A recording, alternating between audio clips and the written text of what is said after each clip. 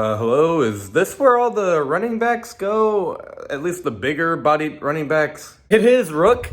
Welcome to the ATL. I'm Mike Davis. Oh, you're Mike Davis. Yeah, I was told that I'm replacing you, actually. Because I'm the new rookie running back, and they said that you didn't do that good last year. No, this is my hometown. I choose to be here. You're not my replacement.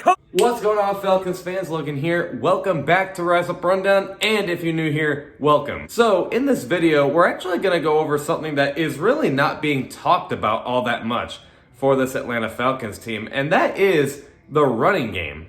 I really do feel the Falcons could have a pretty good running attack in 2022. And there's three reasons why, and the first two might be pretty obvious, but the third one is definitely overlooked for sure. And I feel pretty good about these three reasons. I actually think all of these three reasons are going to be the three main things as to why our running game could be very good in 2022. I really do think it's a sleeper unit. So let's go over it. I'm not going to explain the first one for too long. But, you know, for one thing, we do have the running backs to have a good running attack. Cordarrelle Patterson, of course, he got re-signed. He wants to be here. And the energy just lifts up the team even more. In fact, I would argue that he was almost, he wasn't the reason, but he was almost what felt like the only reason the Falcons were even in playoff contention last year. And he can play more than one position. And of course, as a running back, he is good. So, you know, you get the idea. Cordarrelle Patterson is a stud. And then Damian Williams, he kind of reminds me of Tevin Coleman. Like, he's not like a big bruising running back, but they would probably like to use him as like the quick, tall, agility type, speedy running back. And that's probably what I think they're going to use for him. And he can play a little bit of receiver as well.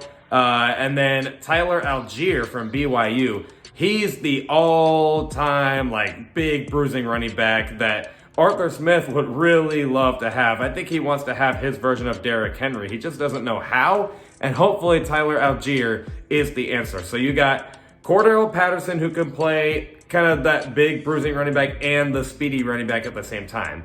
And if he's not on the field, you got Damian Williams as the agility, quick, tall running back, and then Tyler Algier is the big bruising running back. So that's just one thing. And two, they got Arthur Smith, the guy who, I don't know, kind of worked with Derrick Henry. So you maybe think he knows a thing or two about running the football. He literally just turned, Derrick Henry into a monster, and he turned Cordarrelle Patterson's career around in the NFL. He's able to, he knows how to use these running backs.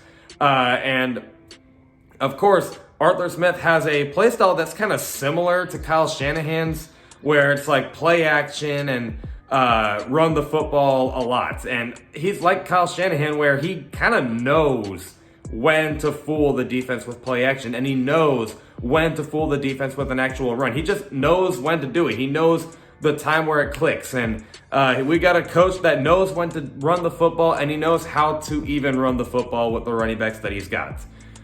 So those are the two obvious reasons. But the third reason that I think is getting overlooked here is I think we got the receivers that could help have a good run game. Now, there's a reason Arthur Smith is picking up these big-bodied receivers that are tall and, quote-unquote basketball length, even though the average NFL player is 6'2", something like that. So I don't really get the whole basketball reference. But anyway, so we have these big-bodied receivers like Drake London and Kyle Pitts. He's not a receiver, but he kind of is. And then Brian Edwards, Auden Tate. All of these guys are bigger guys that, they're physical as an actual receiver, but why else do you think Arthur Smith picked them up?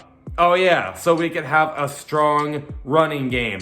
Obviously, this offensive line is not all that proven, so they're probably going to run to the outside a lot and hope that the receivers do most of the blocking, and the running backs can go to wherever the great blocking is there.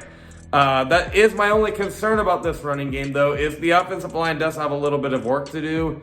But other than that, I think this running game could be pretty good. We have the running backs to do it, the coach to do it, and I think we got the receivers to do it. Pretty short topic, but I thought that was actually just kind of something to throw out there. It's something to think about, but let me know what you guys think in the comments below. Other than that, I will see you guys with a video this Tuesday at 11 o'clock a.m. Eastern. Love and appreciate you all for the support. And as always, rise up.